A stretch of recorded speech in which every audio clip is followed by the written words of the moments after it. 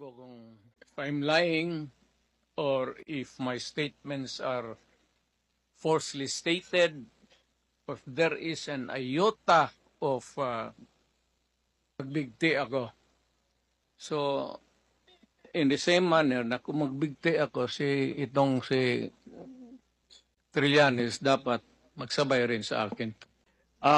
Ito pong dokumentong ito po yung naging basis ko nung plunder case na final ko kay Duterte noong 2016. At ito po ay inimbestigahan ng Ombudsman.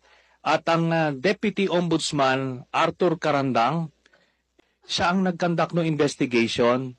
Humingi siya ng dokumento sa AMLAC at kinonfirm niya. And because of that, tinanggal ni Duterte si Deputy Ombudsman. Nagsabi na yan siya na magbibigay siya ng waiver. Puro bluff yan. Pero hindi. Kaya nga, mas maganda kung madraft na po natin yan ngayon para papirmahan niya yan dito. No? Para wala ng alibay. Pero ito po, I'll be presenting later on, Mr. Chairman, a video of his actual admission of these accounts. The smoking gun ng proceeds of the illegal drug trade ng Duterte crime family. President, be okay that if we draft the waiver now, that it be signed today instead of tomorrow? Will you be fine with that, Mr. President? Anong kapalit, sir? Hindi. Sampalin ko siya sa publiko. Hindi. Wala naman. Ngayon na.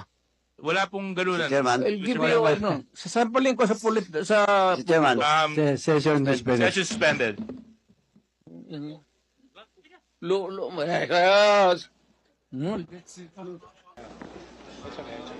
Sabi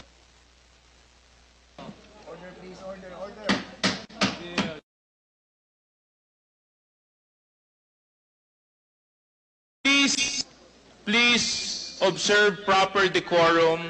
We are in a committee hearing. We have already stressed from the very beginning